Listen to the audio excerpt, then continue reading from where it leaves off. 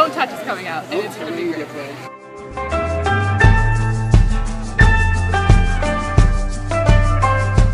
And it's this book about this girl, and she has magical powers. Okay, so there's this girl, and she does not like to be touched because she has superpowers, and she wears lace gloves. And she wears these gloves because she doesn't want people to touch her. But also, she's really into theater and she's really creative, and I think she uses theater as her outlet to let her feelings out into society.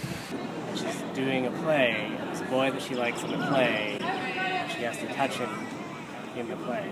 And her hands make things freeze and burn, and if she touches you, you turn to stone.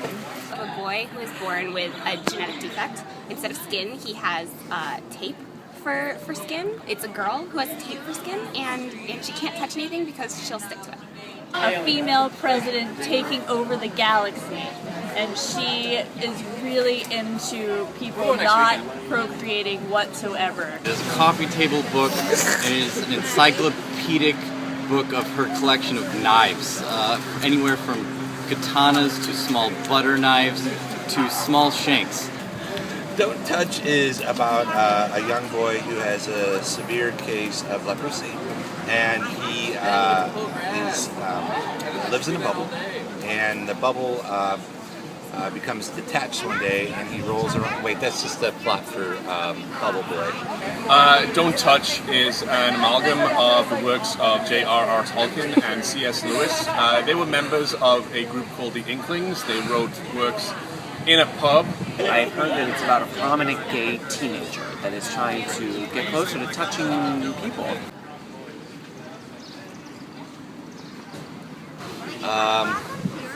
I don't know. I'm guessing maybe vampires. It's about a team of mummies that are crime fighters, and then they go into different periods of time. They're also time travelers. Okay, it's about these two teens who fall in love in the Natural History Museum, but all the exhibits say don't touch. I think, though, it might be in her mind, but it could also be magical realism. And so one day, they wondered what would happen, what if they touched? Don't Touch is the stirring saga of people who are fighting over the last piece of fried chicken. And something like set in Lithuania.